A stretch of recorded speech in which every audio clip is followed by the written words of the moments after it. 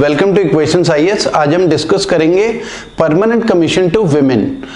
Supreme court का verdict भी आया था, उसके बाद गवर्नमेंट ऑफ इंडिया का नोटिफिकेशन भी आया।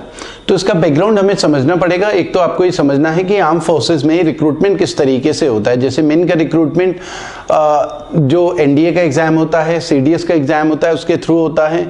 विमेन का जो रिक्रूटमेंट होता है शॉर्ट सर्विस कमीशन के थ्रू, मेन और विमेन दोनों का भी रिक्रूटमेंट होता है आर्म फोर्सेस में। शॉर्ट सर्विस कमीशन में जैसे एजुकेशन कॉर्प्स होती हैं, इंटेलिजेंस हो गया, या टेक्निकल अलग अलग फील्ड में शॉर्ट सर्विस कमीशन में विमेन और मेन दोनों को कमीशन किया जाता था। तो विमेन जब भी शॉर्ट सर्विस कमीशन में सेलेक्ट होती थी या मेन भी शॉर्ट सर्विस कमीशन में सेलेक्ट होते थे तो 10 साल का उनका टाइम पीरियड रहता था। 10 साल के लिए उनको कमीशन किया जाता था। तो हम ऐसा मान के चल सकते हैं, ऐसा लिखते हैं under short service commission, short service commission women were commissioned into the army for a period of 10 years। तो वेमेन को कमीशन किया जाता था for a period of 10 years, 10 साल के लिए। अब 10 साल के बाद क्या? तो 10 साल के बाद विमेन को ज्यादा से ज्यादा maximum at the max 14 years के लिए उनका जो सर्विस का पीरियड है वो एक्सटेंड किया जाता था। तो हम ऐसा लिख सकते हैं एक्सटेंडेबल अप टू 14 इयर्स। ठीक है, तो ये एक बैकग्राउंड है। विमेन को कमीशन किया जा रहा था आर्म फोर्सेस में for a maximum period of 10 years और मैक्सिमम 14 साल। और उसके अलावा अगर हम मेन की बात करें, जो मेन है, मेल हैं, शॉर्ट सर्विस कमीशन में जो भी रिक्रूट होते हैं, 10 साल की सर्विस के बाद उनको भी 14 इयर्स तक एक्सटेंडेबल उनका था, लेकिन साथ ही साथ उनको परमानेंट कमीशन भी दिया जा सकता था मेल काउंटर पार्ट को। जबकि फीमेल के साथ ऐसा नहीं होता था, उनका टाइम पीरियड मैक्सिमम 14 साल के लिए ही आर्मी में रखा जाता था। अब इससे प्रॉब्लम क्या होती थी? एक तो वो पेंशन के लिए एलिजिबल नहीं होती, क्योंकि आर्म फोर्सेज या गवर्नमेंट की जो भी सर्विसेज होती हैं, जिसने भी 20 इयर्स की सर्विस की हो, 20 साल की नौकरी करी हो, वो ही पेंशन के लिए एलिजिबल होता है।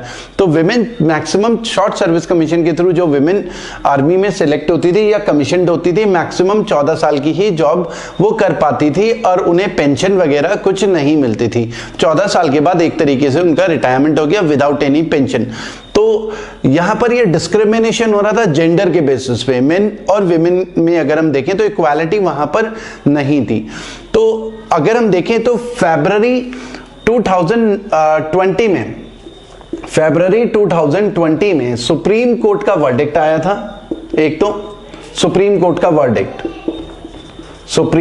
वर्डिक्ट, तो सुप्रीम कुछ विमेन जो थी वो कोर्ट गई थी, तो फिर वहां पर सुप्रीम कोर्ट का वर्डिक्ट आया कि विमेन को भी परमानेंट कमीशन मिलना चाहिए। ठीक है, तो सुप्रीम कोर्ट का वर्डिक्ट विमेन के फेवर में आया था।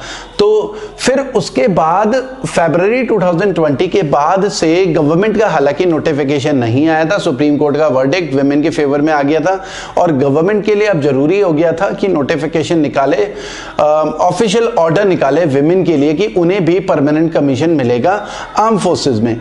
तो जुलाई 2020 में गवर्नमेंट ऑफ इंडिया का या मिनिस्ट्री ऑफ डिफेंस का ऑफिशियल ऑर्डर आया, मिनिस्ट्री ऑफ डिफेंस का ऑफिशियल ऑर्डर, फॉर्मल ऑर्डर आया, और जिसमें नोटिफाई किया गया कि विमेन को भी अब आर्म फोर्सेस में परमानेंट कमीशन मिलेगा। उसके अलावा अगर हम समझें तो कॉम्बैट रोल में विमेन नहीं थी।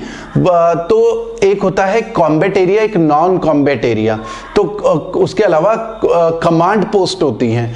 तो विमेन को कमांड पोस्ट के लिए भी एलिजिबल किया गया फॉर नॉन कॉम्बैट एरिया।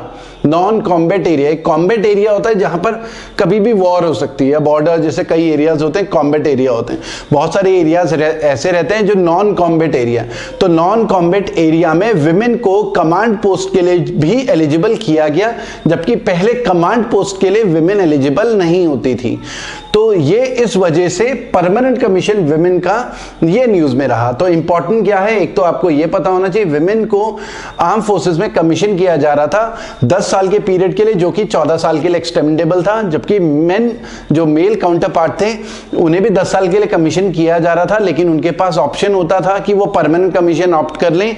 उसके अलावा विमेन को पेंशन नहीं मिलती थी, क्योंकि 20 इयर्स की सर्विस मिनिमम चाहिए, कोई भी पेंशन के लिए तभी एलिजिबल होता है। तो सुप्रीम कोर्ट का वर्डिक्ट आया, ठीक है। उससे पहले हालांकि गवर्नमेंट ऑफ इंडिया ने भी एक तरीके से नोटिफाई करा था कि हम देंगे परमानेंट कमीशन, मतलब अपने व्यूज इंडोर्स करे थे गवर्नमेंट ऑफ इंडिया ने सुप्रीम कोर्ट में। फिर फरवरी 2020 में सुप्रीम कोर्ट का वर्डिक्ट आ गया, और फिर जुलाई 2020 में मिनिस्ट्री ऑफ डिफेंस ने नोटिफाई करा, फॉर्मल एक ऑर्डर निकाला, और विमेन को परमानेंट कमीशन मिला आर्म फोर्सेस में। तो आज के लिए इतना ही करते हैं स्टूडेंट्स, थैंक यू।